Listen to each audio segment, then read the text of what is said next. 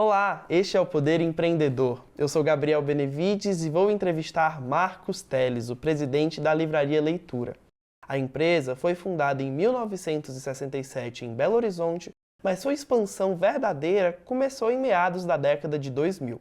Marcos assumiu a presidência da companhia e decidiu dar início ao projeto de expansão do negócio para outros estados, especialmente em shoppings. Marcos, obrigado por ter aceitado o convite. Obrigado a vocês, Gabriel, pelo convite.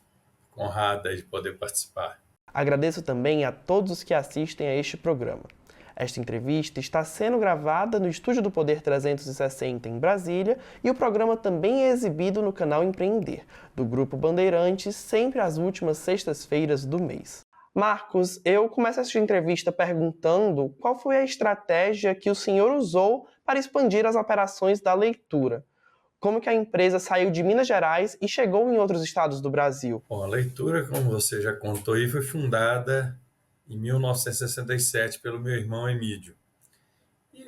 Começamos um crescimento a partir de 1980 e a partir do ano 2000 saímos de Minas Gerais. Nessa data, acho que tínhamos 15 lojas todas em Minas e fomos para Brasília no ano 2000, abrimos duas em Brasília. No ano 2001, 2002, continuamos essa expansão, aí fomos para Goiânia, Vitória, fomos para outros estados. Nosso crescimento depois de Minas, ele se deu mais nas imediações, né? Brasília, Goiânia, Vitória. Depois crescemos mais para o Nordeste, Norte e Centro-Oeste. E por último, agora nos últimos 10 anos, né? A gente começou a ter um crescimento maior nos estados do Rio e São Paulo. Até porque lá já tinha outras redes bem consolidadas que tiveram problemas financeiros e dívidas, estavam operando com prejuízo, entraram em recuperação judicial a partir de 2018, e aí nós vimos que tinha espaço também nessas regiões que estavam melhores atendidas. Como o senhor bem pontuou, dois grandes nomes do ramo de livrarias fecharam as portas agora em 2023, que foram a Cultura e a Saraiva. Ambas entraram em recuperação judicial, mas tiveram a falência decretada pela Justiça. Elas não conseguiram reverter a situação. A Leitura espera, de alguma forma, ocupar o espaço deixado por essas duas livrarias? Naturalmente, quando há uma saída do mercado de alguma empresa, foi um problema mais pontual. Essas empresas estavam já há muitos anos operando com prejuízo e acumulando dívidas, né? E quando elas vão começar a fechar as lojas a partir de fim de 18, e ainda tem duas livrarias Culturas que ainda estão abertas, foram decretada falência, mas conseguiram reverter, por enquanto, essa falência. A Saraiva não, já encerrou as atividades e pediu uma autofalência. E na medida que essas lojas foram fechando, outras livrarias naturalmente foram ocupando os espaços onde achavam que tinha potencial. A própria Leitura intensificou, a gente estava abrindo média de 6, 7 lojas por ano, e a partir do ano de 20 nós estamos com a média de mais de 10 lojas. Uma metade dessas lojas estão em pontos ou shoppings em que fecharam alguma loja dessas redes que saíram do mercado. A Leitura chegou à marca de mais de 100 lojas abertas agora em 2023. Para ser mais específico, novembro fechou com 108 lojas. E eu quero saber qual a expectativa do senhor de abertura de lojas para o ano que vem. Bom, esse ano começamos com 109 lojas, vamos terminar com 111, e tem mais uma loja que abre agora, inaugura nesse sábado, em Natal, e depois, para o ano que vem, nossas expectativas são abrir mais 11 lojas e fechar uma. Então, aumentaria cerca de 10 lojas no próximo ano. Esse ano, o saldo final foi a abertura de 12 e fechamento de uma. A gente, todos os anos, a Leitura também tem o cuidado de fechar uma loja que não está performando bem. Sempre vai ter alguma loja que dá errado. A gente tem uma velocidade de, no máximo em 2 anos, tentar fechar alguma loja que não atingiu o ponto de equilíbrio.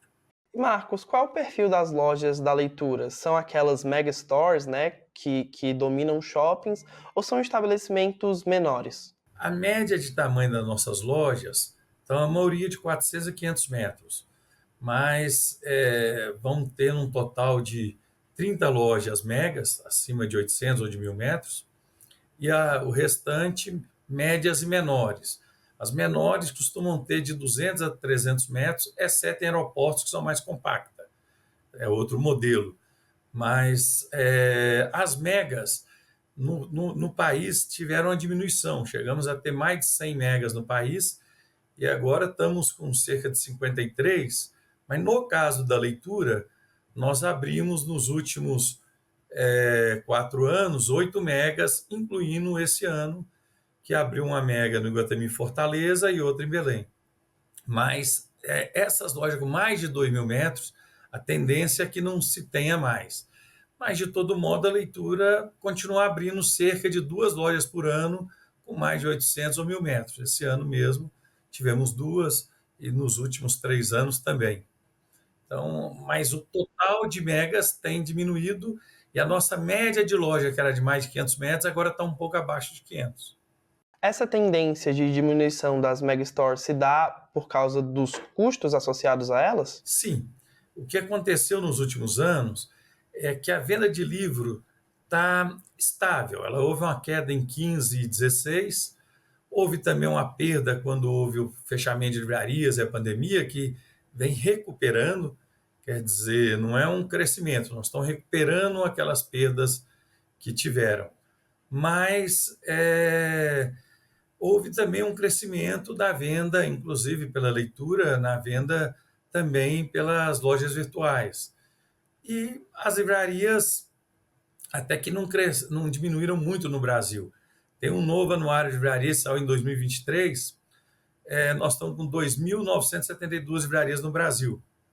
E houve uma diminuição só de 2% do número de lojas em 10 anos. Mas houve também uma diminuição, uma perda de área.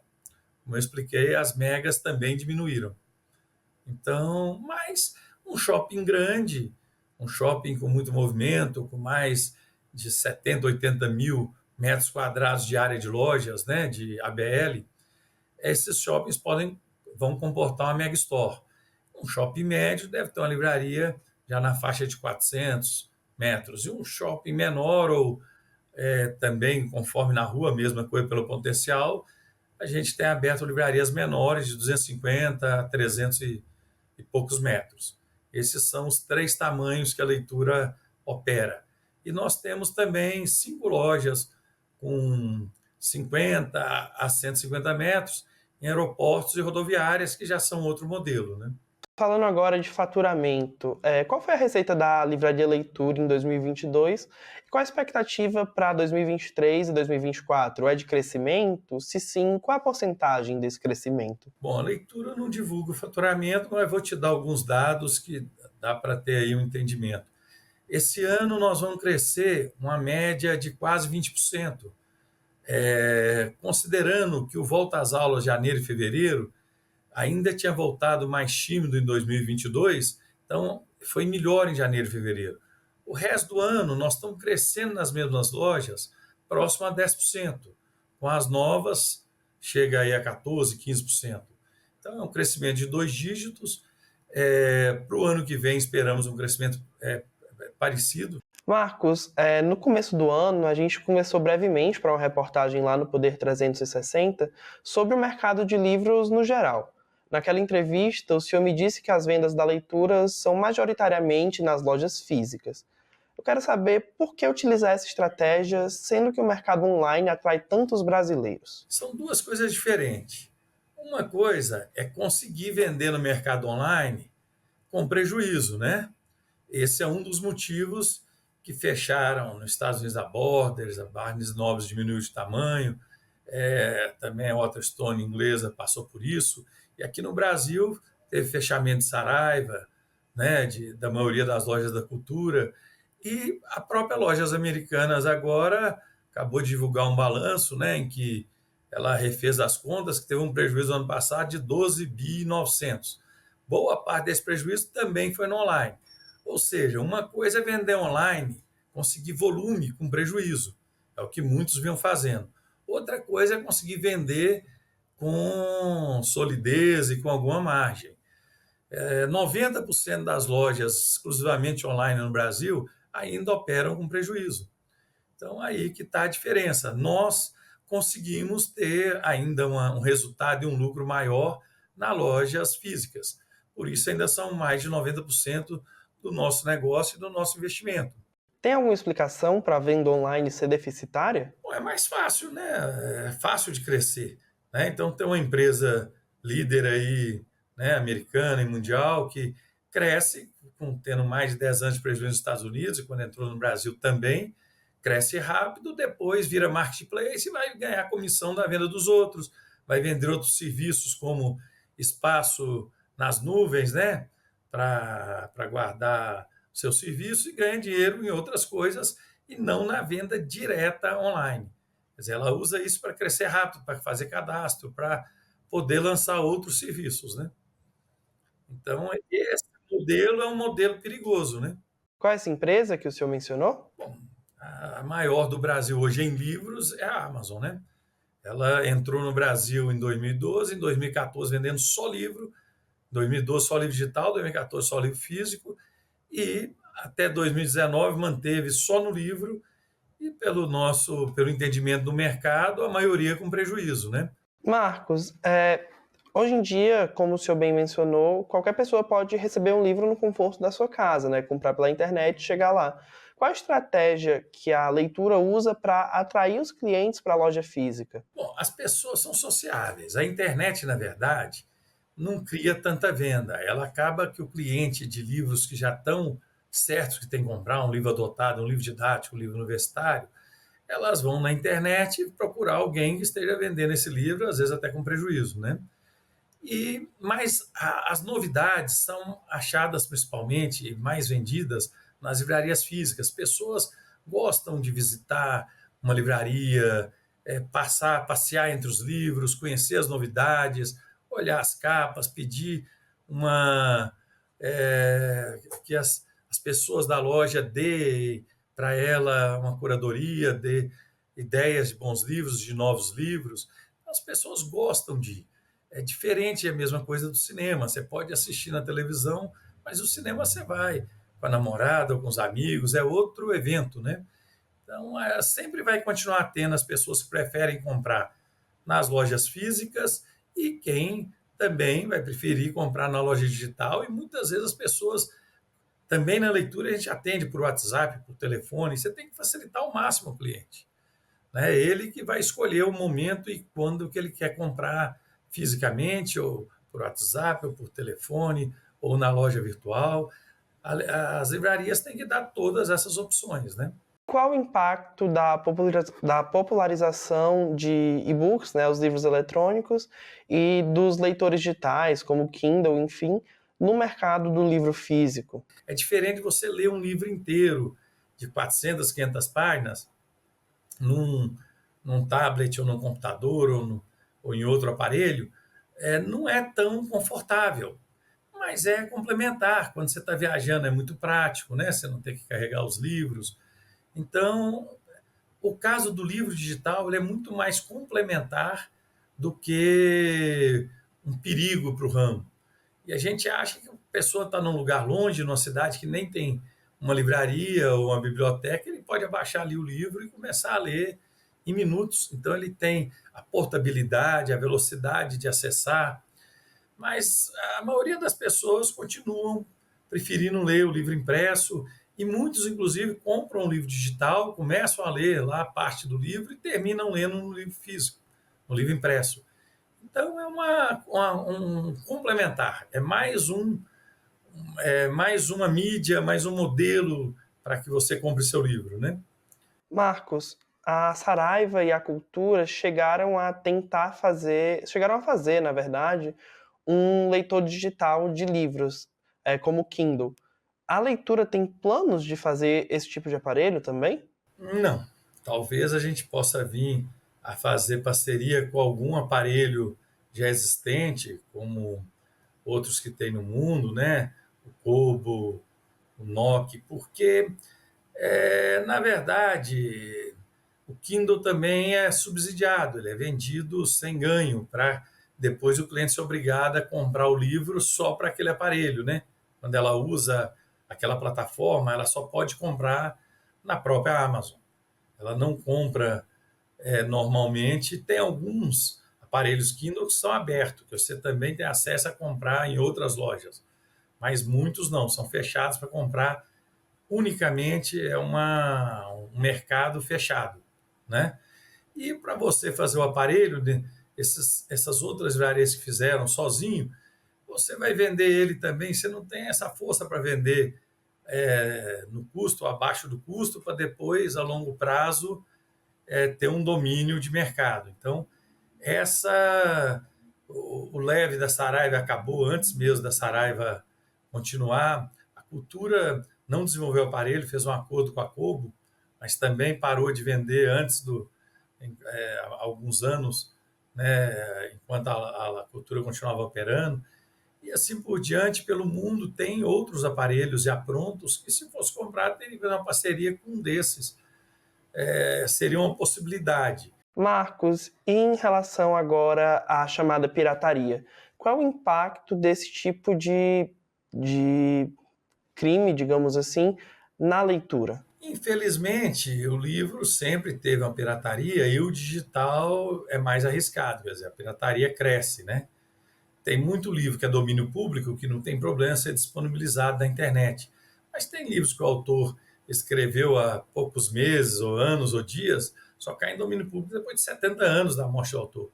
E você vê em uma semana, 2 semanas, o livro disponível na internet de uma forma irregular, né? Isso é muito danoso para todos os produtos que têm direitos autorais, né? Como música, filmes e também o livro. É um problema sério. A BDR, que é a Associação, né, Brasileira para Proteção de Direitos Reprográficos, teria melhor esses dados, mas é grande o número de repografia e de cópia, principalmente digital, de livros não autorizadas. Isso é um problema sério do mercado, mas, vamos dizer, não é a maioria, né? As pessoas, em geral, a maioria compra o produto que não é pirata. E qual é o perfil do cliente da leitura? Há projeções por idade, gênero, etc.? Sim, a gente tem uma clientela que vai quase dos primeiros anos que começa a ler ou a mãe lê para eles, a partir de 2, 3 anos, e vai até a idade, né, adulta, e na velhice as pessoas conseguem ler bem até, conforme cada pessoa, até 80 anos, ou pessoas conseguem ler até 90 anos com uma certa boa condições. Mas o nosso público principal tem uma parte maior, 54% no mínimo, 55% de mulheres, e muitos jovens também. O livro, diferentemente do que parecia, mais cresceu nos últimos anos foi entre os jovens. A literatura infantil e juvenil, e também um pouco de quadrinhos e mangás, foram as áreas que mais cresceram nos últimos 20 anos. Antes, você via mais o jovem lendo livros que a escola mandou ler para fazer uma prova. Hoje não, eles acham os livros nos seus filmes prediletos, nas mídias sociais, por indicação de amigos, e acaba que eles vão, eles mesmos, escolher os seus livros, e cresceu muito isso aí. Também com as séries. Marcos, tem-se uma percepção geral aqui no Brasil de que o cidadão médio não gosta de ler livros. O senhor concorda com essa ideia? Na realidade, quase todo mundo gostaria de ler mais livros do que ler, né? Mas se você perguntar para qualquer pessoa em janeiro, plano de quantos livros que ele quer ler, acaba sendo difícil você cumprir isso, por dois motivos. Um, para uma classe social, às vezes, de fato, ele tem dificuldade de acesso, então ele teria que usar mais as bibliotecas e tudo, mas principalmente o nível de escolaridade, né? Quanto mais as pessoas estudam, mais pegam o hábito. Então, o livro tem a ver com hábito. 52% das pessoas leram pelo menos 3 livros no último ano no país, mas quase a metade leu 0 ou um livro, né, menos de 2. Então, o nosso nível de leitura é muito abaixo da Europa, que dá mais de 10 livros por ano. O nosso está um pouco acima de 3. Então, mas na medida que as pessoas estudam, estão lendo mais. O problema é que também disputa com o tempo, né? Você lê mais livro, não cresceu tanto, mas você lê mais na internet, você lê no seu WhatsApp, você vai ler nas suas mídias sociais. As pessoas estão lendo mais, sim, mas nem tanto livros. Os livros tiveram uma queda em 15 e 16 e outras quedas em 19, quando teve o problema da Saraiva Cultura, em 20, quando fecharam as livrarias, mas há uma recuperação agora. O ano de 21 foi um bom ano, 22 ainda houve crescimento no total de livros. Esse ano está tendo uma pequena queda, até são uns dados agora que nós estranhamos, caiu 15% nos últimos 2 meses, setembro e outubro, mas quando você olha com mais cuidado, isso foi porque entrou álbuns de figurinha no ano passado. Álbuns da Copa que venderam demais. Tirando os álbuns de figurinha, eu ainda não tenho esse dado exato, mas o ano deve fechar com a queda próxima de 3%. Então, há sim uma pequena queda a longo prazo, né? Se pegar em 10 anos de 2013 para hoje, uma queda maior, né? Mais de 2 dígitos, mas está nos últimos anos estável, né? Podemos falar que 21, 22, 23 está bem próximo, e 21 e 22 ultrapassaram antes da pandemia, 2019. Mas se contar com um ano que foi melhor, que é 2013, e mesmo 2014, aí houve uma queda, mas também a gente está comparando com anos melhores, né, que tivemos, um pico da venda de livros. Então, houve uma queda a longo prazo, uma queda pequena, uma transferência da venda de livros para outros canais além das livrarias físicas, mas o total de livro está bem estável, não tem uma queda rápida, né? O livro é uma mídia bastante, vamos falar assim, resistente. Já tem 500 e tantos anos aí, né? Desde que o Gutenberg fez o livro impresso, né? A primeira vez em uma tipografia. O livro já está em 500 anos e ainda está firme, vai durar muitos anos. As livrarias também, as pessoas continuam visitando, apesar que há outros meios também de acessar os livros, que é bom para o país isso. Tem algum livro agora que está sendo campeão de vendas nas estantes da leitura? Eu posso te falar de cabeça os campeões que têm estado assim no ano, né? Então, por exemplo, a autora mais lida do ano é a Colleen Hoover. Ela conseguiu colocar na lista dos 30 mais vendidos 4, 5 títulos, né? Mais romance, mas também tem muitos livros religiosos que estouraram, né? Esses dias, por exemplo, saiu um novo livro do Padre Marcelo, que vai ter um bom sucesso, e assim por diante. Então, são lançados no Brasil cerca de 13 a 14 mil livros novos por ano, novos lançamentos. Então, média de 1.100 por mês.